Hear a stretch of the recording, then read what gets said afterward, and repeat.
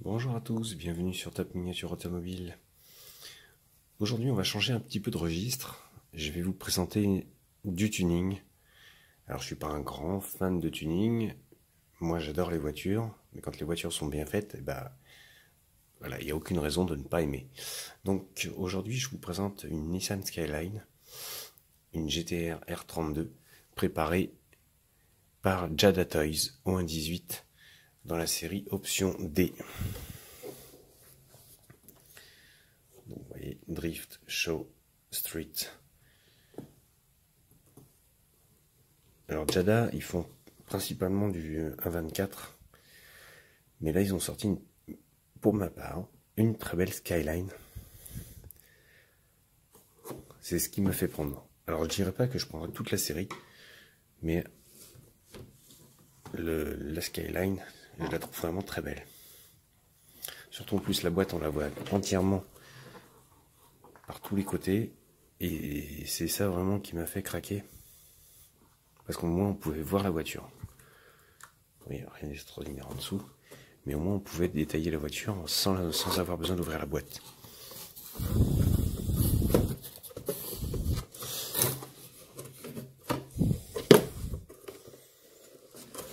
Alors, je me rappelle plus si je l'avais déjà ouverte celle-ci, je ne crois pas. Apparemment non. Toujours ces petits problèmes d'aléa du direct.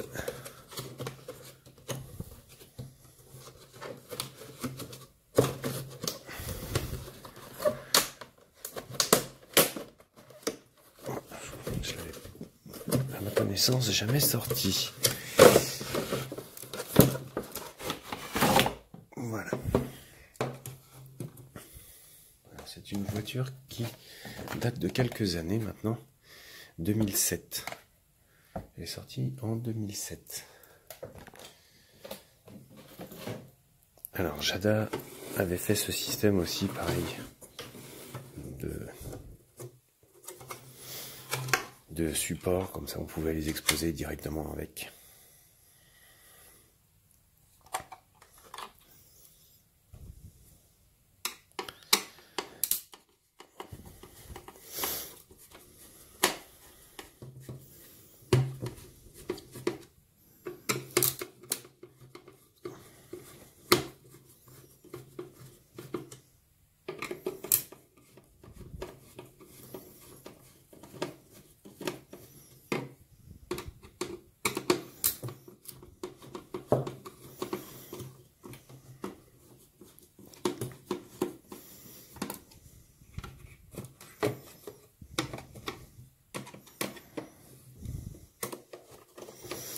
Alors on va y arriver, voilà.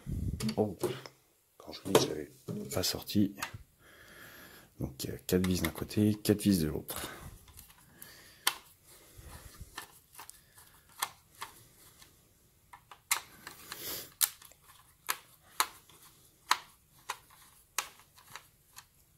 Au moins, elle risquait pas de se barrer avec la boîte.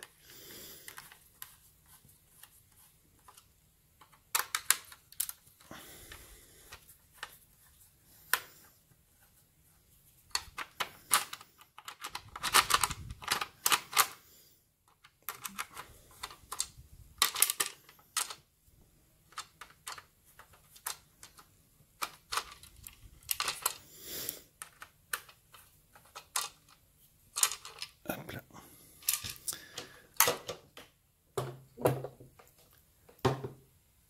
Donc comme je vous l'avais déjà dit, j'adore les Nissan, les Skyline.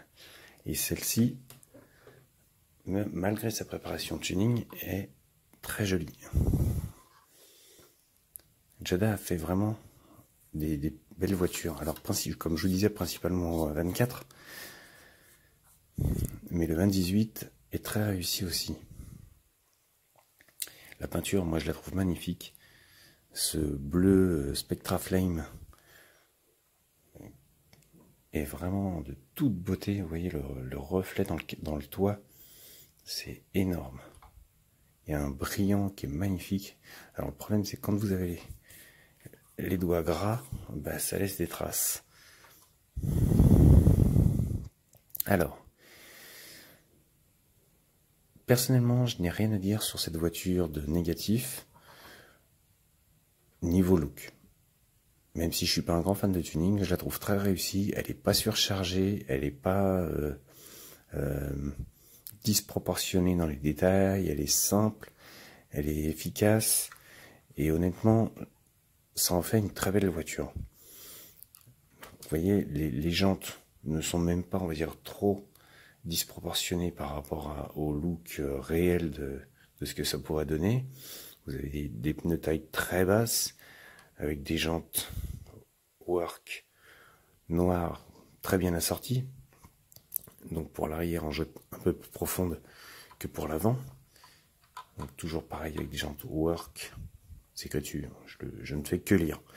Qui laisse bien entrevoir les disques et les étriers en rouge. Le petit kit élargisseur d'aile est très sympa aussi, bien proportionné. On voit bien cette grosse jupe où il y a écrit Skyline dessus. Et un très très léger élargisseur d'aile qui ressort très bien avec le bleu d'ailleurs. Alors sur la face avant, donc le typique look japonais avec la grosse bouche sous la calandre dans le pare-choc pour le refroidissement du radiateur. Ça c'est typique. Ah, il doit y avoir hop, ça se voit plus, ni vu ni connu. Hop là.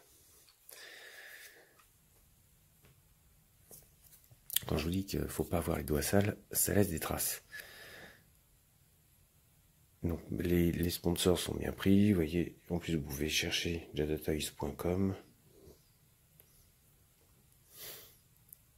On verra les détails intérieurs après, je vous montrerai tout ça. Donc le look bleu et noir, comme ça, avec les petits rétros en noir, la jupe, le pare-choc, le dessus de l'aileron en noir, c'est vraiment pour une fois, c'est pas une voiture trop surchargée et moi j'adore. Alors, l'arrière, typique à la R32, avec ses deux petits phares ronds, le clignotant au milieu, pardon, les feux de recul dans la plaque, GTR, tout y est, la grosse sortie d'échappement, tout y est vraiment réussi. Donc après, quand on commence à ouvrir et détailler, donc le coffre, pas grand chose pas grand chose en détail. Juste, on va dire, on voit bien la finition entre guillemets métal, où il n'y a pas de tapis de sol, il n'y a pas de fignolage hyper détaillé, pardon, sur la voiture. Et on voit le fond de coffre directement. Donc quand on ouvre la portière passager, on va commencer. Pardon, excusez-moi, portière conducteur, puisque nous sommes au Japon, donc conduite à droite. Nous avons un poste de pilotage qui est assez détaillé.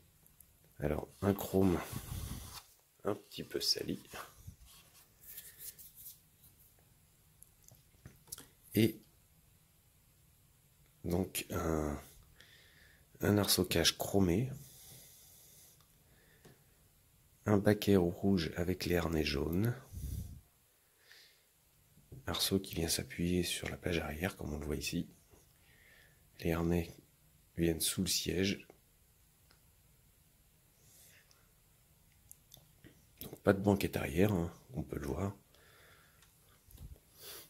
Pas de direction sur cette voiture. Ni au niveau intérieur, ni au niveau roue et par elle-même, rien. Donc pédalier chromé.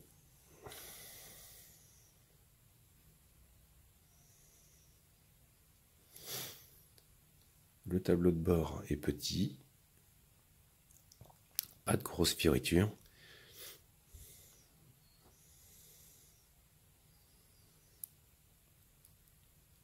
On voit bien le frein à main et le levier de vitesse. Si on continue le tour d'horizon, on va passer donc côté passager ce coup-ci, réellement, avec ce gros siège baquet rouge. Alors c'est du caoutchouc peint rouge métal, ça aurait été dommage. Ils auraient dû le faire un petit peu en rouge satiné, mais bon, après, bon, ça n'enlève rien. C'est beau quand même.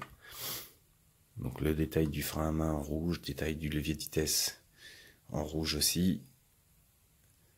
Les harnais, vous avez les détails des boucles. Ce qui est assez rare sur certaines voitures. Surtout qu'en plus pour du Jada, c'était pas une marque qui était vendue très cher à l'époque. Je crois que c'était un truc du genre 29,90 € de mémoire. Donc ce qui en faisait pas une voiture très chère. Et qui est assez bien fini, franchement. Donc les portières s'ouvrent assez largement, avec par contre des grosses charnières un peu brutes de décoffrage, ce qui leur donne un angle, vous voyez. J'ai l'impression que la voiture elle va décoller.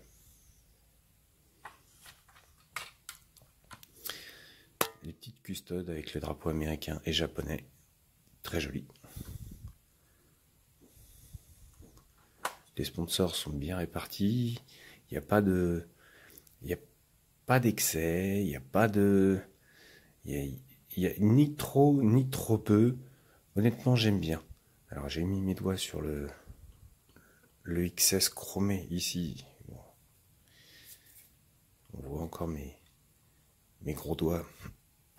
Donc ça, faut faire attention par contre, je vous dis, parce que ça marque très vite. Et donc, on va ouvrir le capot. Alors, le capot, on va passer par en dessous pour voir en même temps. Faut pas chercher les détails. Jada, là-dessus, c'est pas spécialement foulé. Ce qui n'est pas grave en soi. Je vous dis, pour une voiture à 29,90 à l'époque, on va pas non plus demander un détail de furieux comme de Greenlight ou autre. Donc, ils ont fait déjà un effort en mettant un moteur visible avec les filtres, les durites, les tuyaux, la barre anti-rapprochement. Il y a un détail. Elle aurait pu tourner dans Fast and Furious.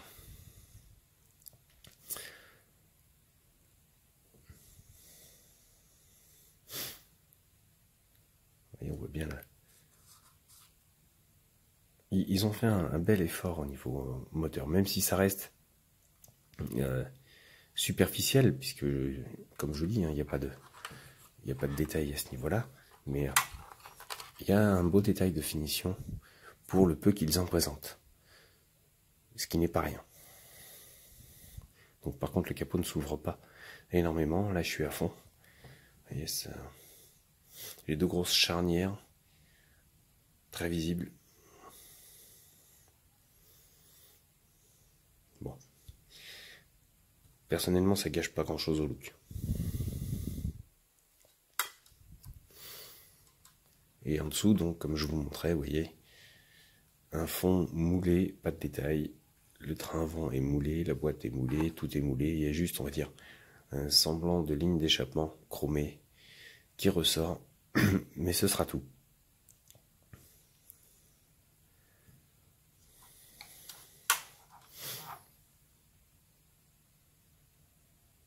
La R32, pour moi, c'est aussi une très jolie voiture. Dans le sens où toutes les Skyline, pour moi, il y a aucun défaut. Nissan, quand ils ont sorti cette voiture, que ce soit la toute première alors j'aime moins, mais j'aime la dernière, parce que je la trouve un peu moins agressive en look. Pour moi, je me suis arrêté à la R34 que je vous avais présentée. Mais sinon, la toute dernière est très très jolie aussi. Mais j'ai quand même une préférence pour des lignes carrées, plus agressives que la dernière, qui fait vraiment un petit peu plus Japan.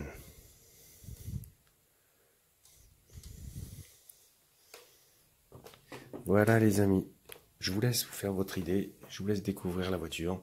N'hésitez pas à me dire ce que vous en pensez, n'hésitez pas à me laisser des commentaires. N'hésitez pas non plus à vous abonner à ma chaîne si vous aimez ce que je vous présente. Et je vous dis à bientôt pour de nouvelles vidéos.